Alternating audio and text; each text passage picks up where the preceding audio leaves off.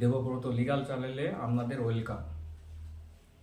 আজকে টপিক হলো কাদের CA application করা প্রয়োজন।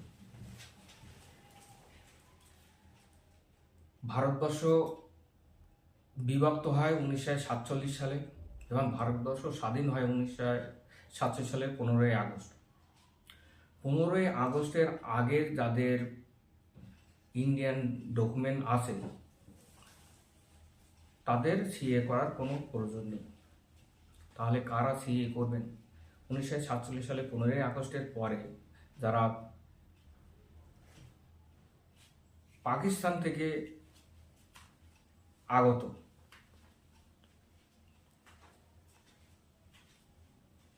যাদের পাকিস্তানের থেকে আগত এবং যাদের প্রমাণ আছে তারা পাকিস্তান থেকে এসছে, তাদেরকে সিএ অ্যাপ্লিকেশন বাধ্যতামূলক। এবার আসি, পূর্ব পাকিস্তান স্বাধীন হয় 1971 সালে 16ই ডিসেম্বর। 16ই ডিসেম্বরের পরে যারা ভারতে এসেছিল তাদেরকে অনেকের কাছে বর্ডার স্লিপ আছে, কিন্তু সেটা কিন্তু নাগরিকত্বের প্রমাণ নয়। এরপরে এখন এসআইআর চলছে, এরপরে এনআরসি হবে। এনআরসিতে আমরা আসামে এনআরসিতে দেখেছি যাদের 1947 সালের আগের যারা প্রমাণ দেখাতে পেরেছে তাদের এনআরসি সার্টিফিকেট দেওয়া হয়েছে। যারা প্রমাণ করতে পারেননি তাদের এনআরসি সার্টিফিকেট দেওয়া হয়নি। এখন পশ্চিমবঙ্গে কি এনআরসি হবে? যদি বিজেপি গভর্নমেন্ট আসে, আমি কোনো রাজনৈতিকের বিষয়ে কোনো আলোচনা করতে চাচ্ছি না, আমি একমাত্র আইন নিয়ে আলোচনা করতে চাচ্ছি। যদি বিজেপি গভর্নমেন্ট আসে, তারা যদি এনআরসি লাগু করে, তখন তাদের কি একমাত্র প্রমাণ হচ্ছে সিটিজেনশিপ সার্টিফিকেট। আর তা না হলে 1947 সালের আগে যারা ভারতে এসছে তার প্রমাণ তাদেরকে দিতে হবে এনআরসি কার্ড পেতে গেলে। এবার অনেকেই প্রশ্ন করছে যে আমার 2002 সালে ভোটার লিস্টে আছে, আমার কি সিএ করা লাগবে?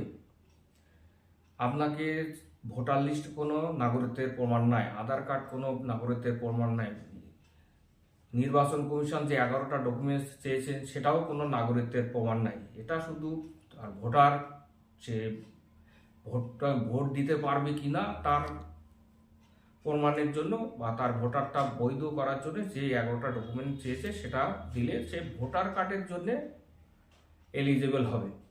কিন্তু ভোটার কার্ড আর সিটিজেনশিপ এক বিষয় নয়। ভারতবর্ষে সিটিজেনশিপ কার্ড যেরকম ইউরোপ আমেরিকায় যেরকম গ্রিন কার্ড আছে, ভারতে তেমন কোনো কার্ড নেই। তাহলে আপনি যে ভারতের নাগরিক সেটা আপনি প্রমাণ করবেন কি করে? এটা এক গভর্নমেন্ট আসছে, অন্য গভর্নমেন্ট আসবে, গভর্নমেন্টের পর গভর্নমেন্ট চেঞ্জ হবে, সে তৃণমূল হোক, বিজেপি হোক, কংগ্রেস হোক, কিন্তু তারা যখন চাইবে যে আমার প্রকৃত নাগরিক ভারতেই থাকবে। প্রকৃত নাগরিক কারা? যাদের সিটিজেনশিপ সার্টিফিকেট আছে বা 1947 সালের আগের ডকুমেন্টস আছে পূর্বপুরুষদের, তাদের কিন্তু প্রমাণ দেখাতে হবে, প্রমাণ দেখিয়ে সিটিজেনশিপ প্রমাণ করতে হবে। এখন এসআইআর চাই শুনছি বিহারে কত লক্ষ ভোটার বাদ গেছে, ওয়েস্ট বেঙ্গলে কত লক্ষ ভোটার বাদ যাবে। এর মধ্যে যারা ইন্ডিয়ান লোক, আদিবাসী লোক, তাদেরকেও কোনো ডকুমেন্টস নেই, তাহলে তাদের ভোটার লিস্ট কি নাম থাকবে? না। যদি নির্বাচন কমিশনের আইনে চলে তাহলে তাদেরও ভোটার থাকবে না। তাহলে কি তাদের সিএ করে নিতে হবে? তারা যদি মনে করে তাদের নাগরিকত্ব প্রমাণ হিসেবে কোনো কাগজ তৈরি করতে চায় তাহলে তারা সিএ অ্যাপ্লিকেশন করতে পারে। কিন্তু তাদের যদি পরিচিত ইন্ডিয়ানই হয়, তাদের কোনো সিস্টেম ভবিষ্যতে গভর্নমেন্ট নিয়ে আসবে, তাদের কোনো তারা কিভাবে ইন্ডিয়ান প্রমাণিত হবে তার কোনো গভর্নমেন্ট কোনো আলোচনায় কোনো পেপার পাতি কোনো ব্যবস্থা করেনি বা কোনো আইন এখনো আনেননি। আইন কাদের জন্য নিয়ে এসছে?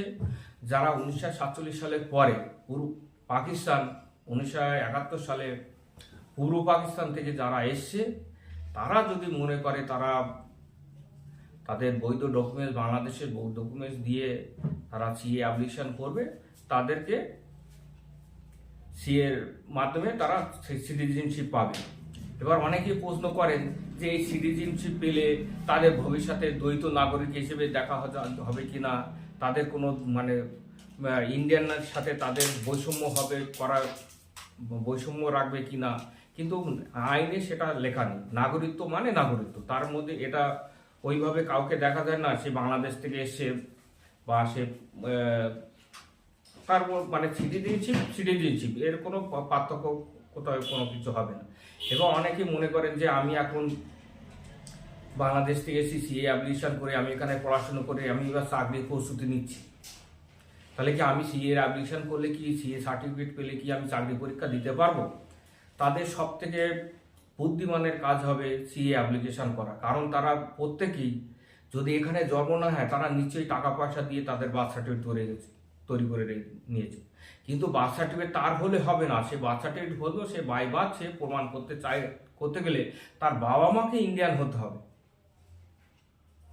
তাহলে তার বাবা মাকে ইন্ডিয়ান সে প্রমাণ করবে কি করে? তাহলে তার বার্থ সার্টিফিকেট যদি সে বৈধ করতে চায় তাহলে একমাত্র উপায় হচ্ছে হয় সিএ করতে হবে, নয় তার বাবা মাকে ইন্ডিয়ান প্রমাণ করতে হবে। এবার ইন্ডিয়ান প্রমাণ করতে গেলে তাকে ওই 1947 সালের আগের কোনো ডকুমেন্টস তাকে আনতে হবে। এবার যে উদ্বাস্তু সে মনে করছে না একটা বার্থ সার্টিফিকেট টাকা পয়সা দিয়ে করে নিয়েছি, এটাই আমার মানে নাগরিকত্ব প্রমাণ হয়ে যাবে বাই বার্থ।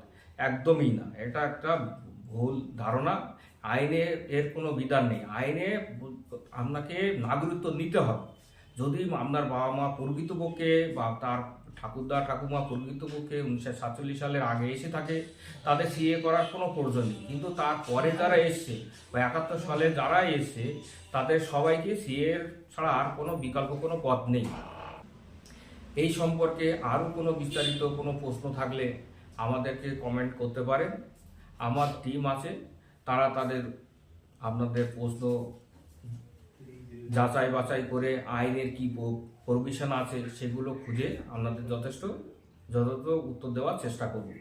বা আপনারা কিভাবে সিএ অ্যাপ্লিকেশন করবেন, কি কি ডকুমেন্টস লাগবে, কার বা হিয়ারিংয়ে কি কি জিজ্ঞেস করে, এই সমস্ত কোনো সিএ সম্পর্কে কোনো কিছু যদি আপনারা জিজ্ঞেস করতে চান বা প্রশ্ন করতে চান আমাকে প্রশ্ন করতে পারেন।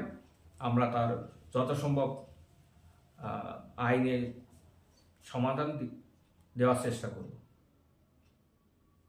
এই সিএ সম্পর্কে আরও বিস্তারিত পরবর্তী ভিডিওয়ে আলোচনা করব।